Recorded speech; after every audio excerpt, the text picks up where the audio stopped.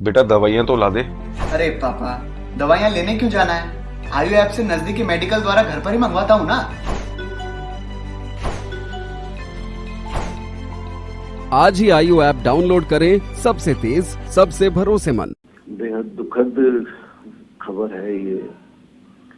लंबे समय तक सरकार हो, कांग्रेस पार्टी हो, उनका मार्गदर्शन, उनकी बुद्धिमत्ता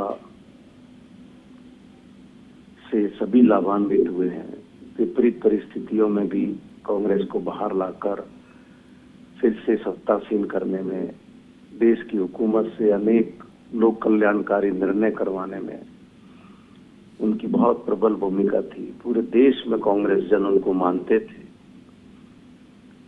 एक तरीके से सभी उनसे जुड़े हुए थे जी। और हिम्मत वाले थे। आपने देखा कि राज्यसभा का चुनाव गुजरात में देश की हुकूमत ने क्या परिस्थितियां उत्पन्न की और कैसे उन्होंने लड़ा था। उनका जीवन हम सभी के लिए प्रेरणादायक रहा रहेगा। जी सर, कहा जाता है कि देश की राजनीति में कांग्रेस सरकार में वे नंबर 2 पर आते हैं। अगर बात की जाए राजस्थान में उनके अहम फैसलों की, उनकी राजनीति में सक्रियता की, तो राजस्थान की नज़र में उनका क्या योगदान रहा? वो देखिए, पिछले जब से राजीव जी उन्हें राष्ट्रीय राजनीति में लाए थे, तब से देश के हर राज्य के निर्णयों में उनका मार्गदर्शन रहता था। और राजस्थान में खास तौर पे हमारे माननीय मुख्यमंत्री अशोक गहलोत के वो निजी मित्र थे। तो आप समझ सकते हैं कि राजस्थान के तो हर निर्णय में उनकी भूमिका रही ही है, हर रूप में। और कई नए लोगों को राजस्थान में उन्होंने आगे बढ़ने का अवसर दिया, सीधे रूप से भी। जी सर, और उन्हें सेतु हमेशा कहा गया है सरकार और पार्टी के बीच में। तो ऐसे कुछ बड़े कदम जो आपके नज़र में आपको लगता है कि बेहद अहम थे उनके, जो ये निर्णय थे? नहीं, वो हमेशा ही संकट मोचक की भूमिका में रहे हैं हर जगह। अभी भी ये जो राजस्थान का घटनाक्रम हुआ था, उसमें भी अहमद पटेल साहब का इस सरकार को बचाने में बहुत अहम योगदान रहा है। जो आपकी जानकारी में होगा, हमारे 3 साथी जो दिल्ली से बीच जाकर के वापस लौट करके आए थे जी। कैंप में, जो गहलोत साहब के, उसमें भी उनका बहुत प्रमुख योगदान था। उनके मतलब प्रयासों से ही वो संभव हुआ था।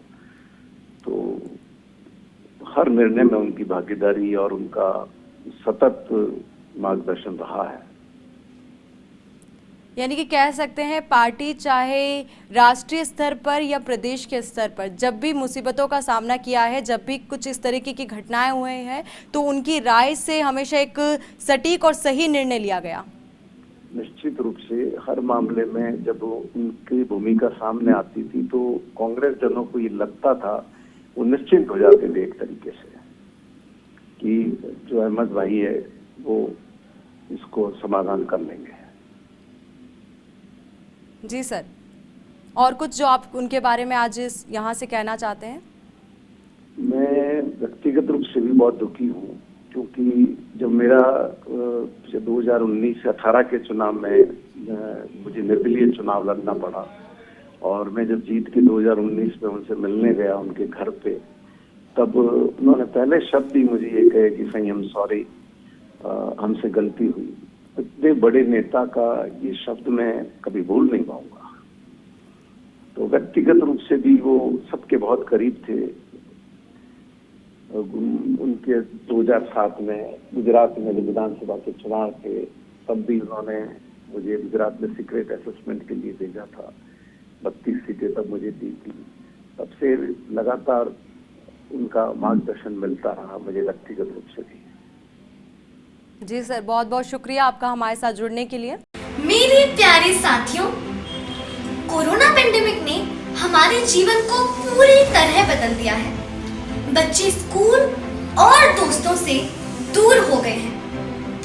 अभी सतर्कता भी जरूरी है।